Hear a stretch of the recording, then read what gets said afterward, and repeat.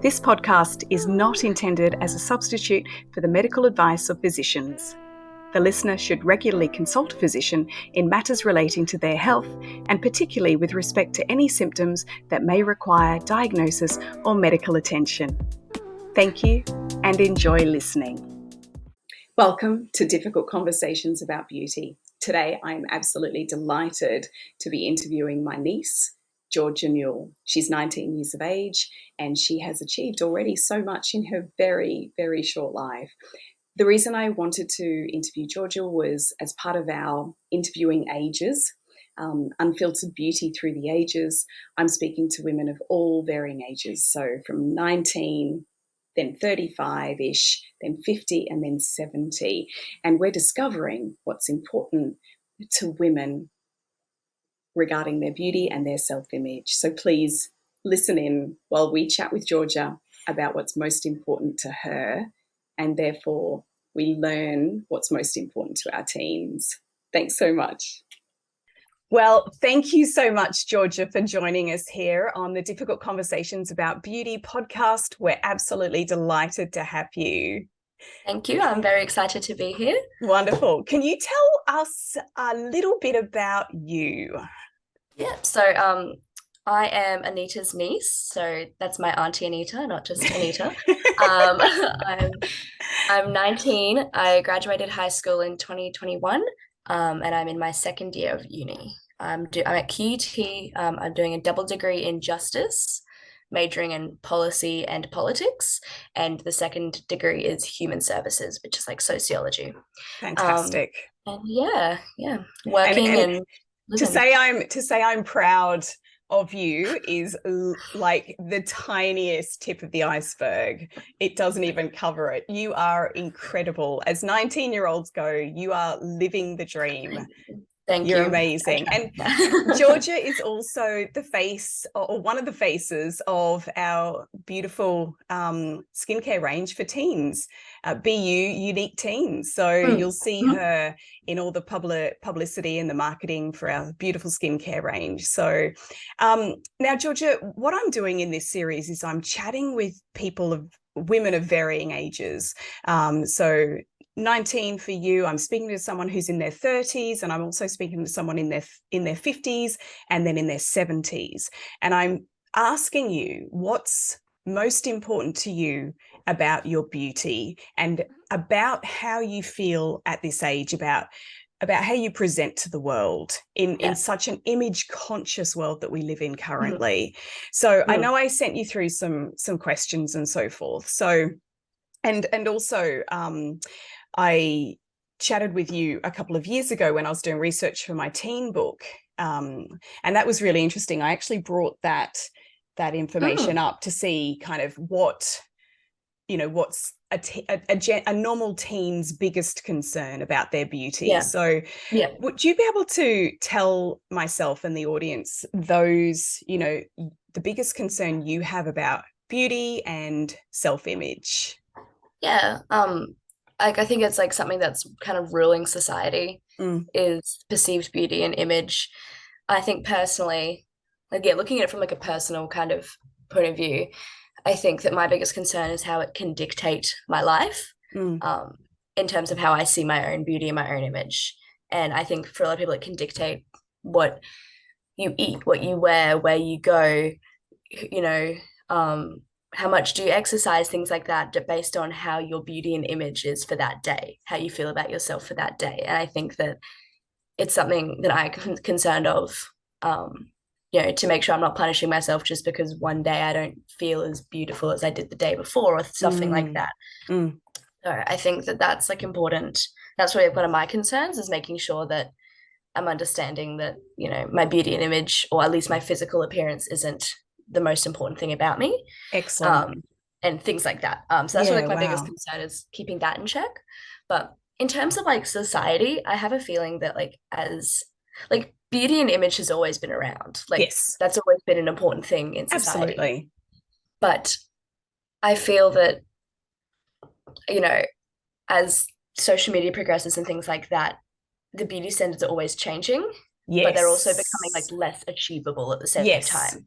Absolutely, So especially when you're dealing it's with things always, like computer, computer yeah, oh yeah, filters and that kind of exact thing. I mean, editing. how on earth Yeah, can, I mean, there's always been, like you said, there's always been beauty and image around. I mean, gosh, when yeah, I was your age, yeah, we had exactly. Dolly magazine and kind of, Yeah. we'd sit there and we'd flip through, pictures of Elle Macpherson and Mhm. Claudia Schiffer and we'd look at Yeah, them and we'd go, oh my gosh, they're amazing. They're this, they're that. But I never imagined that I could look like them. Like yeah, I thought, exactly. I might be inspired by their hair or what they were wearing and go, oh, cool, Yeah. I'd like to do that with my hair or something like Mhm. that.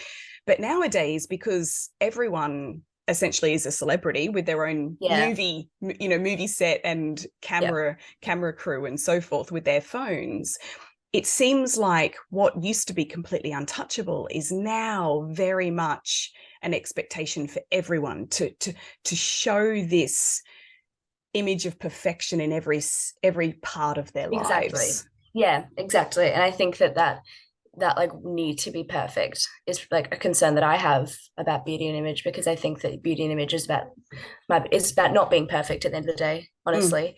mm. But yeah, I think that seeing it online and how quickly it changes, and how one day you might fit the beauty standard, but then the next day there's a new trend, and you know, big booties aren't in anymore, skinny's in Yes, again, and it's like, what's yes, happening? Where yeah. do I fit in? I know. Yeah, You go to sleep and then you wake up and, you go to sleep feeling, and good then about yourself because you fit the mold, and you wake up and you no longer fit the mold. And are yeah, you then expected to change? How yeah, can you change to exactly. fit that mold? You can't, Hmm. and Hmm.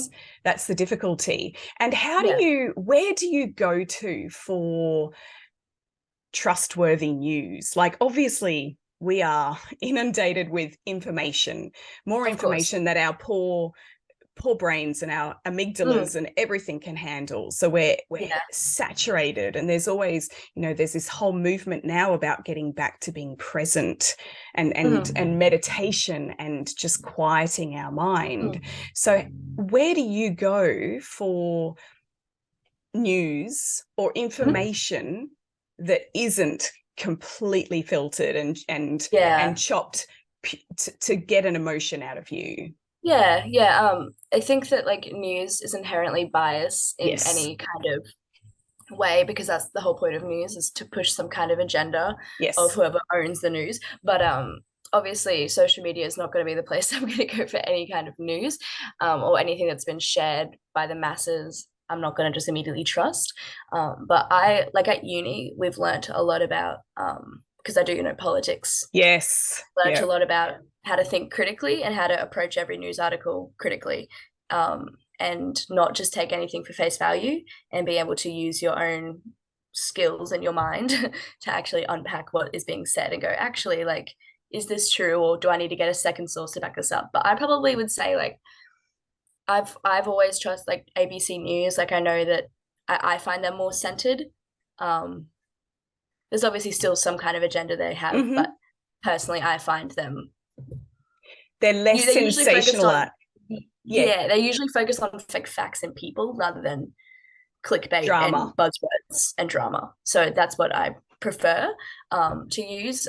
Definitely steer away from anything too left and anything too Yes, right. yes. Um, just try to get the news. But I think it's so hard in today's society to know where to find it, or to understand, is this real or is this not? Yeah. And I think I'm lucky enough that at uni I've been given those skills, but I think And there's a lot of you're, people my age who don't. oh, absolutely. And you Mm. are, I mean, obviously, I've known you since you were born, and you've always been a very curious Mm. kid. So Mm. you've always been, okay, so if this is what you're telling me, I want to know why. And Yeah. so I think curiosity is so important Mm. in our young people these days, to make sure that they continually Ask don't questions. ask Yeah. questions, and they don't necessarily just believe A, what they're being told, B, what they're seeing, Yeah. and they're saying, why? Tell me why. I want to Yeah. know. I want to understand this. Because, adults, gosh, I get swayed on a daily basis, and Mm. it doesn't take, like you said, it's all about clickbait. It's all about people posting something that they know will evoke emotion. And it's all about Exactly. this idea of getting oxytocin built up in us, because what oxytocin does is it gives us this sense of belonging. So if for example, and that's why political parties, sporting parties, groups of people, if someone puts out an agenda or an idea, regardless of how controversial it is or how crazy it might seem, if then they're offering the opportunity to belong to that group, people very much want to feel like they belong. And I can imagine teens especially want to feel like they belong. So it's quite easy then to go, oh, well, they're going to accept me, I'm going to go into that mindset as well. And it's easy to get swayed. So how do you feel when you look at images on social media that, I mean, yes, they're probably, but of celebrities, for example, of females your age, celebrities, and they look a certain way. I mean, and obviously they look incredible. How does that, talk me through the emotions and the physical feelings that you feel in the first instance when you look at that picture? I like, as like a practice I've had to really teach myself since being 13, because I've been on social media since I was like 13. Yeah. So my whole adolescence, my whole entire that maturing of my life, I've been on social media. And I've had to really learn that, comparing yourself to others is not effective, and it doesn't make sense. And it's easy enough to say, but when you're looking at a photo, you're obviously going to start comparing yourself. So I think that for me personally, I've been able to overcome when I see someone online that I'm like, wow, like they're just absolutely stunning, or like, wow, like they just look amazing. Turning that more into a positive thing. So less of them looking amazing makes me look less beautiful, and more being like, I can appreciate, as a beautiful person, I can also appreciate their beauty as well. Do you know what I mean? So it's I love like, that. It's less like, wow, it's less I've got like, wow, goosebumps. That's so beautiful. It's less like they're beautiful, so I'm less beautiful. It's like we can all be beautiful. It's like, yes, absolutely. You know what I mean? Totally. It's not like you go So out I'm to just kind of nature. like, exactly. It's all about how you approach it. Because if you're already like, I think I'm lucky because I'm very confident in myself, and I think I have a good understanding of my beauty and things like that. So I'm able to do that. But I know there's a lot of girls my age and a lot of people my age and younger who don't have that confidence, and that don't have that belief in themselves that they actually are beautiful. They have, this I'm ugly. Yes. And because I was once there, you know what I mean? So Yes. I understand where they're coming from.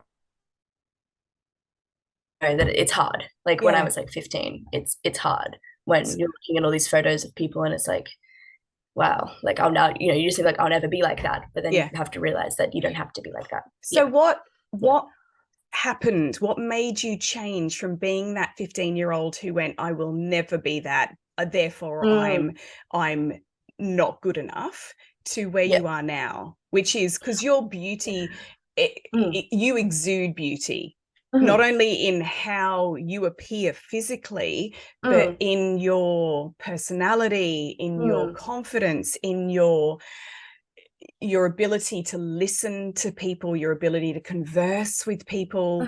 That's what makes someone beautiful. So, and you exude that. So what happened? What made you change? Honestly, like graduating high school.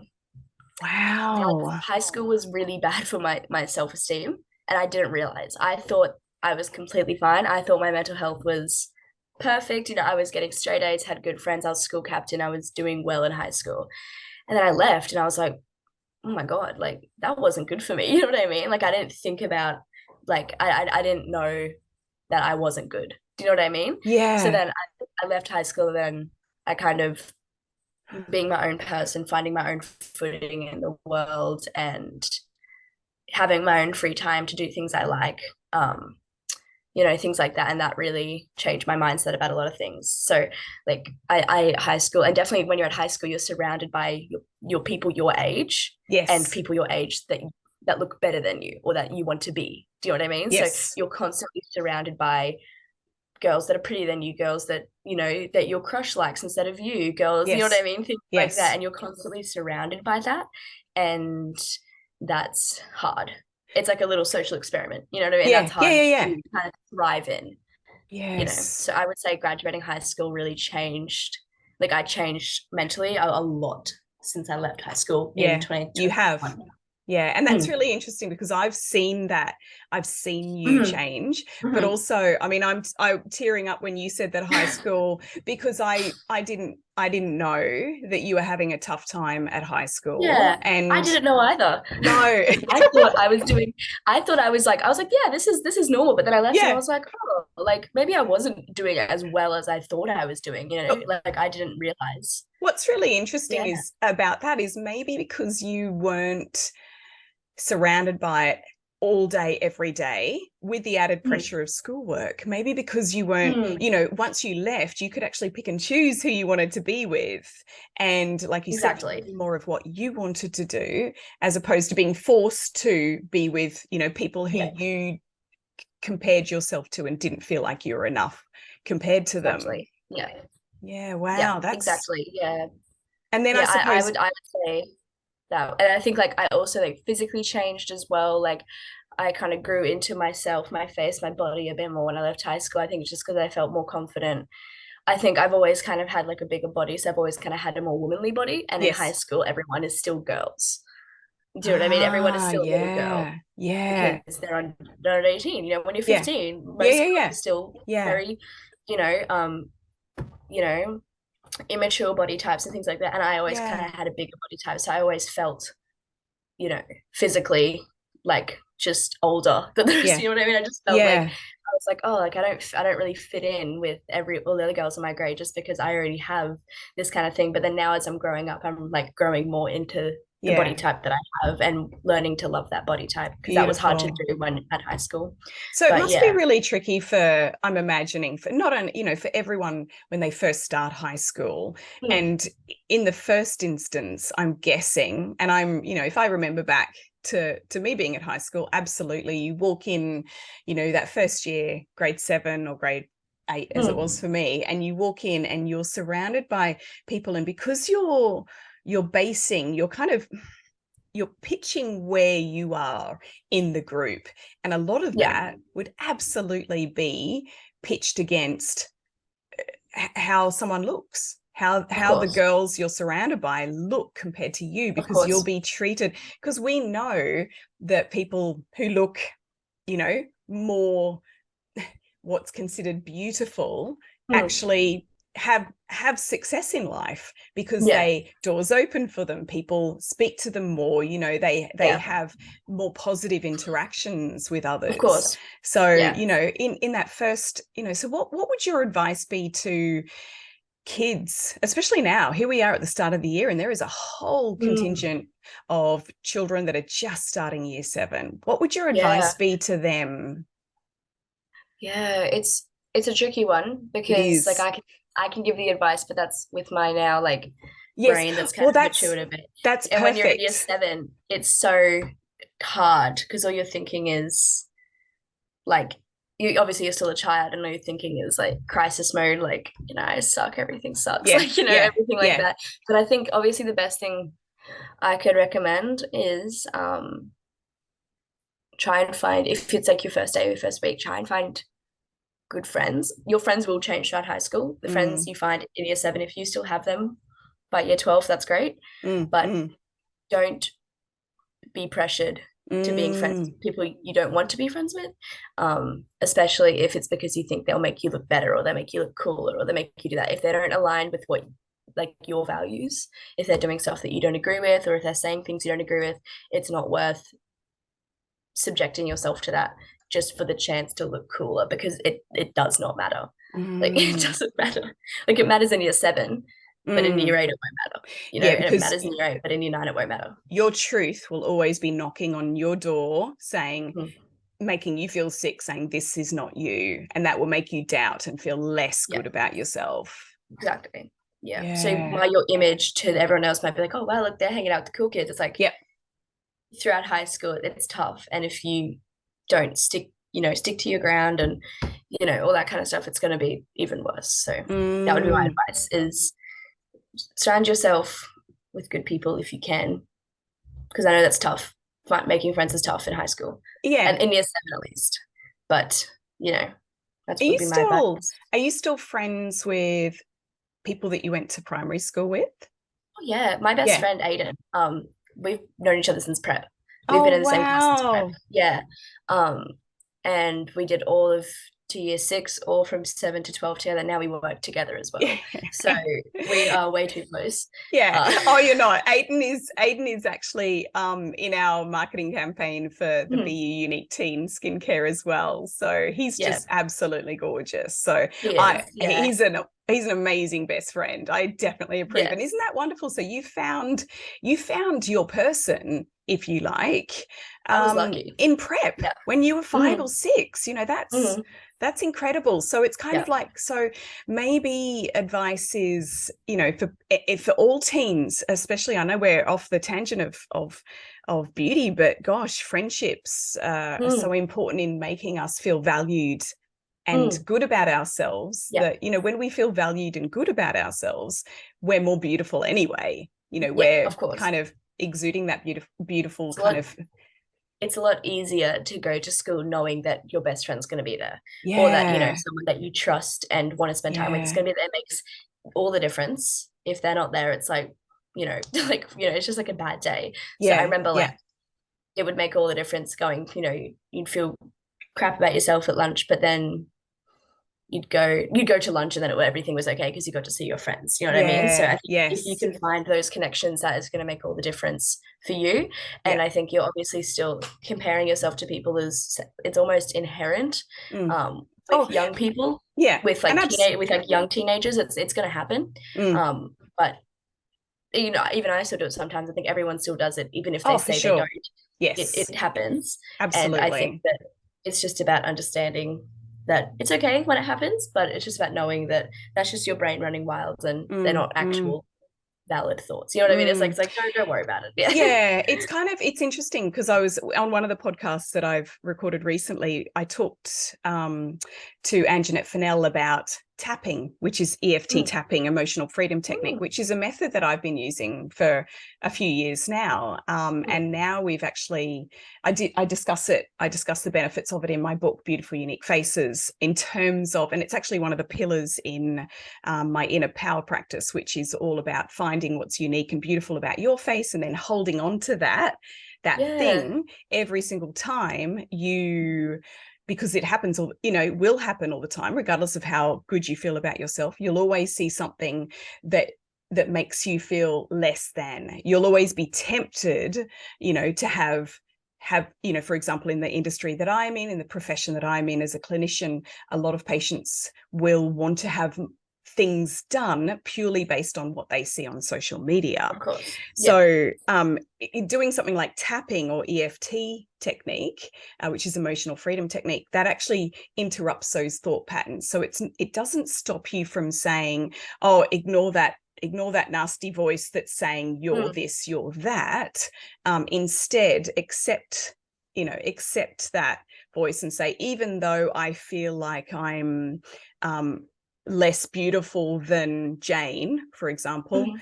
I deeply and completely love and accept myself. So you're firing Yeah. the amygdala, which is the part of the Yeah. brain that remembers painful experiences and gives you the Mm. idea that it's fight and flight and that you actually have Mm. to react as if it's happening to you there and then. Mm. And it actually lets you relive that experience, but then by tapping the meridian points, it actually reduces Yeah. the activity in the amygdala. So it Mm. means that those things no longer bother you. So, Yeah. athletes use it, performers Oh. use it before they step on stage. Mhm. Lots of people use it. It's a really powerful tool. And maybe that's something, and I will be discussing that in my teen book when it's published, the beauty because I've been getting my daughters, your cousins, to use tapping since they were about, Mhm. well, 3, Yeah. since Agatha was 5 and Wow. Daisy 3. So they've Nice. been using it for a long time. And sometimes they get annoyed with me when I say tap it out, especially with things like friendship issues or whatever. And I'm like, tap it out, but tap it out. But it's it Yeah. really does put a new mindset on things. But Of course. Yeah. That's, I mean, Yeah. there's all sorts of tools now that and that's now evidence-based. That the Yeah, research, we've got 300 of course. studies showing that it's Yeah, evidence-based and wow. it's working. So that's super Mm. cool. I think that Um, another thing as well is that like it's harder to accept yourself than it is to not. So that's why a lot of people fall into that trap. yes. You know what I mean? Oh, It's hard to push that yes. away. Well, not push it away, but you know what I mean? Like it's hard to Yes. just it's hard to love yourself. It's so much easier to hate on yourself. So much easier. Absolutely. It's an So easy much neural easier. pathway, and that neural pathway you've basically had from about the age of 4, when you started realizing that at playgroup or at kindy, that little Tommy over there got praised more than you did because he Yeah. ate all of his morning tea. Yeah. So it's all this kind of, oh, I'm not good enough. And that's a very well-worn neural pathway. So it's hard. Yeah. If a pathway is easy to walk down, you just do that. That's easy. I know Yeah. where I'm going. It makes me feel like crap, Yeah. but I know where Yeah. I'm going. I know what I'm Mhm. doing. So it's Mhm. really hard work to actually forge a new pathway through that Yeah. forest. But knowing that Exactly. that pathway is full of all the things that you love, all the Mhm. flora and fauna, and at the end of that pathway is you know, a beautiful gift for you, which is Yeah. feeling better, and you've got releases of dopamine and serotonin as opposed to cortisol and adrenaline. That's Mhm. hugely important. Yeah, for Um, sure. I want to chat a little bit about cosmetic injectables and things like that. Mhm. And in terms of with you now being 19, um, how is there pressure? Do you think there's pressure on 19-year-olds because now Mm. you're legally allowed to? Do Mhm. you think there's pressure to have cosmetic injectables? And do you Mm. see it? Yeah, I know a lot of people that do have it. I know a lot of people my age that have got their some of their lips done and things like that. And Yeah. even I'm considering maybe doing that just because I just want to try it. Yeah. I love my lips just as they are, but I think that, obviously I would only go to yourself to get that done. But anything like in terms of I see a lot of things on TikTok and I see a lot of things on Instagram saying, get Botox, get baby Botox to reverse Wow. aging. Reverse And aging when you're 19? exactly. Well, stop aging, stay Oh, 19 at your right. base, and then Oh, do wow. all this. And I've seen a lot of people, and I've even had my own friends say that they've considered. I actually had a friend text me the other day and said, "Does your auntie do Botox?" And I said, yeah, she does cosmetic injectables.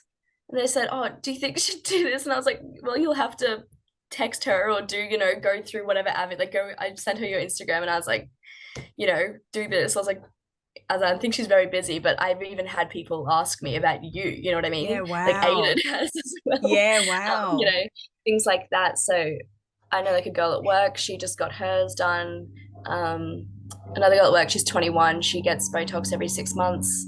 Do you think It's very common. okay, so is it a rite of passage? The minute you turn of legal age, medically of legal age, do you think it's become oh, look, I can drive, I can go to a club, I can do this, and I can have this done now, as opposed to, and like you said, just to try it, as opposed to less taboo, like it would have Yeah, been, gosh, when I yeah, was, oh, definitely, yeah, definitely. Like, I remember like I was in high school and girls like would turn 18 and would come to school with lips. You know what I mean? And it's like, oh my gosh, like we're sitting in maths and you've got, and it was big lips. And then have eyelash wow, extensions. And it's a very specific look of bleach blonde hair, big eyelash yes, extensions, big lips, tan, things like that. It's a very specific look, very specific components on your face that a lot of girls try to fit into, and you know what I mean. And I think that it's because that's what they see online and that's see, what they see that and they go like, okay, that's beautiful. I have the money, I can do things to make myself look like that. I'm of age, let's do it. yeah, Maybe then I'll right. love myself, maybe then I'll be beautiful. But it's like, no, you can pay thousands of dollars, but it's like getting your lips done isn't going to change anything in your mind at all. Amen. Amen. And Yeah, at that's all. it. And that's the scary thing that I'm seeing, certainly in my Mhm. profession and as a Yeah. clinician, is that, it's almost like, those less scrupulous clinicians out there sit there waiting for all these girls to turn 18 Yeah. because they've got a whole new, section of Clientele, society that can, a whole new yeah. clientele, a whole new business, a whole new customer Yeah. base that can walk in their door. And quite And often I because will see that their advertising is insane. directed towards these young women. And it breaks my heart because it's kind of like, hang on a minute, we're not teaching, we're actually teaching our young women that they're not enough. And the only way they can be enough is by having their lips, their chin, their jaw, whatever it is. And like you said, they have something done and then they have something else done. And I can guarantee, because they're not working on inside and their own, self-confidence and working out what's most beautiful and unique about their own face in the first instance, they just keep going and going and having more and more done. And then they completely change the way they look. And they're less happy. Have you seen anyone, like any young people like your age, who have actually started to go down that rabbit hole of having too much done already? Yeah. Wow. There's a girl, so younger than me, just graduated, and I see her on social media, and she's a lovely girl, she is, but you can tell, like, she goes out every weekend and she just gets blackout drunk 3 times a weekend, and you can just tell it's just there's something going on. And and it's honestly sad because I've known her for a while. She goes to the gym like 6 times a week just so she can have a little waist and a big booty. And she, only orders vodka lime sodas when she goes out because she knows that lemonade has calories in it, and you can't enjoy lemonade apparently, and things like that. And I see her on social media, and I sometimes I see her if I go out or something like that, and it's just I'm like, she doesn't look like the girl that she was 4 years ago, Is she happy? Does she look happy, or is she searching? She looks happy. She looks happy, but she plasters herself all over social media, things like that, and it's just it's a lot. It's really a lot. It's like I honestly just feel for her, because it's kind of, most people would look at that and go like, oh my gosh, like, she's just so looking for attention, she's just so looking for this. Guys look at her and go like, oh my god, she's so fake, like, I don't want to be with her, she's so fake. Whereas she's probably doing it for that attention, but also that validation. But I look at her and I just think, like, I want to help her, you know what I mean? I'm like, absolutely, I do. I want to help her. I don't fault her. Yes. She's just doing what she can do with all the influences she's had in her life. And she's looking at at social media, and she's going, well, they look happy. They look happy, and now that they've had all this stuff done to their faces, they look happier, and look at all the comments, look at all the positive comments they're getting, look at all the likes they're getting. We know for a fact that when Facebook actually introduced the like button on their platform, that teen suicides doubled. Wow. Because that, like, social media validation, it's strong. Totally. Because they basically said, if I don't get a like, I'm not good enough. And so, we know that every time we get a like, we get a dopamine hit, we get a dopamine release. And quite often people will, even though, a lot of people look at those posts and go, oh my gosh, A, they're just looking for attention, and B, they need help. There's going to be a lot of people that, like I said, because of the whole oxytocin thing of being in a group that's like, woohoo, yeah. Liking then reaffirms that what they're doing is the right thing. So they then sit there and they go, oh gosh, this is the right thing. Oh my gosh, she liked it, he liked it. Oh, fantastic. Oh gosh, I'll go and do this now. I'll go and do that now. Rather than finding, okay, so this is just to finish up, I want to ask you one question. What do you feel for a teenage girl, for a 19-year-old girl, what do you feel is the most important thing to living a great life? The most important thing to living a great life. I wrote a note about this. I think this is the only question that we've stuck to. I knew this. Okay, the most important thing to me, I have a few. Okay, I'd love to hear them. So the first one I said was moving your body. And that's something I've found since I graduated high school. And I don't mean having an exercise plan and going to the gym 6 days a week and doing this. I mean finding something that you enjoy doing to move your body. I think staying still is just going to make you sad. Yes. And that's the truth. And I found that because in my last year of year 12, I wasn't active at all. I was just very like focused on school and stuff. And I was kind of in like a bit of a, bit down on myself. And I didn't really realize, but when I graduated, I really started focusing on my fitness and things like that. And that just changed my mental health. Like it just completely flipped it around as soon as I started moving my body. I don't weigh myself. I don't focus on my physical appearance. But I can feel the difference. And that's the most important part. So I'm not being like, yes, I lost this amount of kilos, I'm good. I'm just like, wow, I feel so much better than I did before. And that's been the most rewarding part about getting my fitness more on track. Being at the gym, I go to the gym and things like that, and I enjoy it. Yeah. I see it more as though getting fit, strong and healthy rather than getting skinny and getting a big booty. Because I think if you got to have the right motivation. I also said eating well but not restrictively is important in life. Eating things that make you feel good, but also understanding that eating one donut at your family function or wherever you are, you're not going to put on 10 kilos overnight. Absolutely. Like, you know what I mean? Enjoy the donut with your family, like things like that. It's like enjoy food, but eat food that makes you feel good. Then last one is like a big one is like independence for me.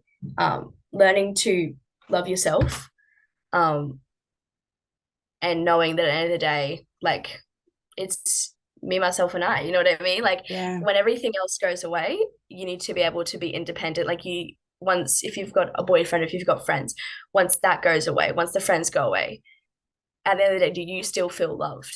Because if you don't, like you really need, that's something I've had to battle, is I've had to make sure that, the way I feel loved, I love myself just as much as anybody else loves me.